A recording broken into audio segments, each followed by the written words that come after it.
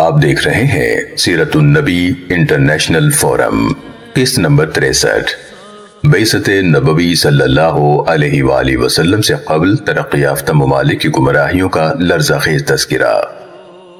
ہندوؤں کے قانون کے ماخذ۔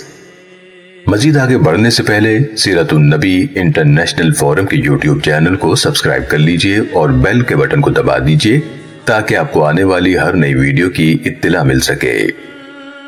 اہل یونان کی طرح اہل ہند بھی اس بات کے قائل نہ تھے کہ انہیں قوانین اور نظم حیات بذریعہ انبیاء اللہ تعالیٰ کی طرف سے دیے جاتے ہیں جن کی پابندی ان پر لازمی ہوتی ہے، بلکہ یونانیوں کی طرح اہل ہند کا بھی یہ نظریہ تھا کہ قانون بنانے کا کام علماء اور حکماء سے وابستہ ہے، اس لیے وہ قانون سازی کے معاملے میں صرف اپنے علماء کی طرف ہی رجوع کیا کرتے تھے۔ اہل ہند کے نزدیک اس بات میں کوئی قباحت نہ تھی کہ پہلے احکام کو منسوخ کر کے ان کے بجائے نئے احکام کا نفاذ عمل میں لایا جائے۔ وہ کہتے ہیں کہ بہت سی چیزیں باس دیو کی آمد سے قبل مباح تھے، بعد میں انہیں حرام کر دیا گیا۔ ان میں سے ایک گائے کا گوشت ہے جو پہلے حلال تھا، سب لوگ اسے کھاتے تھے، پھر لوگوں کی طبیعتوں میں تبدیلی آ گئی، گائے کا گوشت بہت گراں ہو گیا تو اس کو حرام کر دیا گیا۔ نکاح اور نسب کے مسائل میں بھی اس قسم کی تبدیلیاں لائی گئیں۔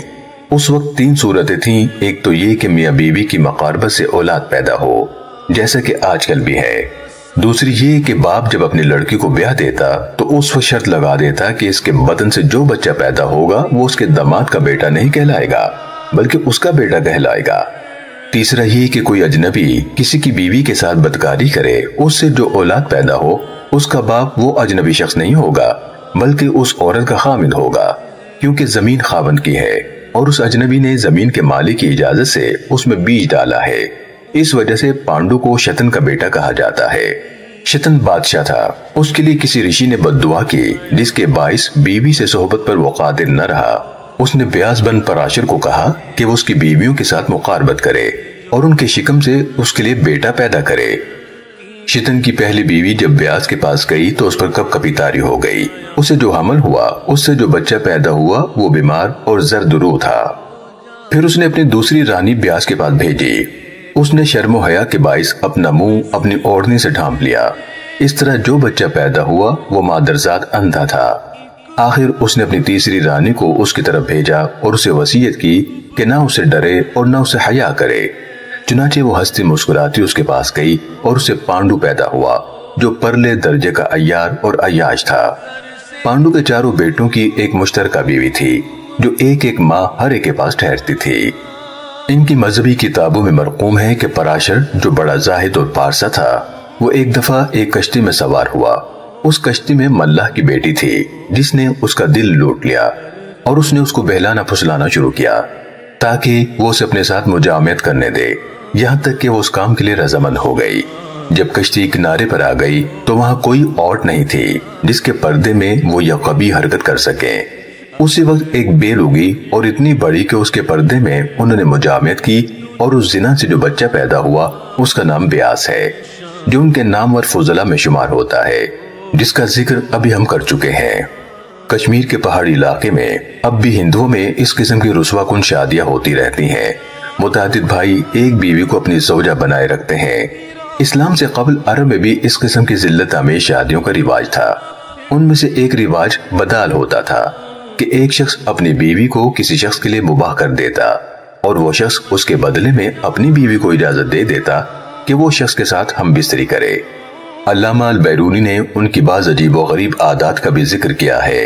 ان کے مطالعے سے آپ کو معلوم ہو جائے گا کہ مسلمانوں کے ہندوستان میں آنے سے قبل ان کے رہن سہن کے طور طریقے کیسے تھے اور ان کا تمدن کتنا گھٹیا تھا۔ وہ اپنے جسم کے بال نہیں مونڈا کرتے تھے، ان کے ہاں موسم گرما میں سخت گرمی ہوتی تھی اس لیے وہ ننگے رہتے تھے اور سر کو سورج کی تمازے سے بچانے کے لیے اپنے بڑے ہوئے غیر تراشیدہ بالوں سے ڈھانپا کرتے تھے۔ وہ اپنی داڑھی کو مینڈیوں میں گون دیا کرتے تھے، وہ اپنے زیر ناک بالوں کو بھی صاف نہیں کرتے تھے، وہ اپنے ناخنوں کو نہیں کاٹتے تھے اور اپنے بڑے ہوئے ناخنوں پر اترایا کرتے تھے اور اس کو اپنی امارت و ثروت کی علامت قرار دیتے تھے۔ وہ اپنے ہاتھوں سے کوئی کام نہیں کرتے تھے، ان کے سارے کام ان کے نوکر اور نوکرانیاں کرتی تھیں۔ نیز ان بڑے ہوئے ناخنوں سے وہ اپنے سروں کو کھجلایا کرتے تھے اور ان کے بالوں میں جوؤں کا جو لشکر رواں دوا رہتا تھا ان کو پکڑنے کے لیے استعمال کرتے تھے۔ وہ ایسے چبوترے پر بیٹھ کر کھانا کھاتے جو گائے کے گوبر سے لیپا گیا ہوتا تھا۔ مل کر کھانا کھانے کا ان کے ہاں رواج نہ تھا۔ ہر شخص علیحدہ علیحدہ کھانا کھاتا اور جو بچ جاتا اس کو استعمال کرنا ممنوع تھا، اس کو باہر پھینک دیا جاتا تھا۔ عام طور پر مٹی کے بنے ہوئے برتن ہی ان کے ہاں استعمال ہوتے تھے۔ کھانے کے برتنوں کو بھی وہ باہر پھینکوا دیا کرتے تھے۔ پان کا استعمال عام تھا جس سے ان کے دانت سرخ رہتے تھے۔ وہ نہار منہ شراب پیا کرتے اور اس کے بعد کھانا تناول کرتے۔ وہ گائے کا پیشاب بھی چسکیاں لے کر پیتے لیکن اس کا گوشت نہ کھاتے۔ وہ سرنگی کی تاروں پر مضراب لگا کر مختلف راگ پیدا کرتے۔ وہ دھوتیاں باندھا کرتے اور بعض لوگ صرف 2 انگلی چوڑی لنگوٹی سے ستر عورت کا تکلف کرتے۔ بعض لوگ ایسی شلوار پہنتے جس میں کثیر مقدار روئی ٹھونسی ہوتی جس سے کئی لحاف بنائے جا سکتے۔ ازار بند پیچھے کی طرف باندھتے، ان کے بٹن بھی پشت کی جانب ہوتے۔ ان کی واسکٹیں بھی عجیب قسم کی ہوتی۔ بہت تنگ جرابے پہنتے جن کو پہننا ایک مسئلہ بن جاتا۔ غسل میں پہلے پاؤں دھوتے پھر منہ دھوتے۔ وہ پہلے غسل کرتے پھر صحبت کرتے۔ کھیتی باڑی کا کام ان کی عورتیں کرتی۔ مرد آرام سے گھروں میں بیٹھے رہتے۔ ان کے مرد عورتوں کی طرح رنگین لباس پہنتے، نیز کانوں میں بالیاں، ہاتھوں میں کڑے، انگلیوں میں سونے کی انگوٹھیاں پہنتے اور بغیر زین کے گھوڑوں پر سواری کرتے۔ اپنی کمر کے ساتھ ایک خنجر آویزہ رکھتے اور گلے میں زنار پہنتے۔ ولادت کے وقت عورتوں کے بجائے مرد آیا کا کام کرتے۔ وہ چھوٹے بیٹے کو بڑے بیٹے پر فضیلت دیتے۔ وہ گھروں میں داخل ہوتے وقت اجازت طلب نہ کرتے لیکن گھروں سے نکلتے وقت اذن لیتے۔ مجالس میں چوکڑی مار کر بیٹھتے اور بزرگوں کے سامنے ناک صاف کرنے میں کوئی کراہت محسوس نہ کرتے۔ بڑی محفل میں جوئیں مارنے سے اعتراض نہ کرتے۔ زور سے ری خارج کرنے کو باعث برکت سمجھتے لیکن چھینک مارنے کو برا شگون قرار دیتے۔ پارچہ باف کو گندا اور حجام کو نظیف خیال کرتے۔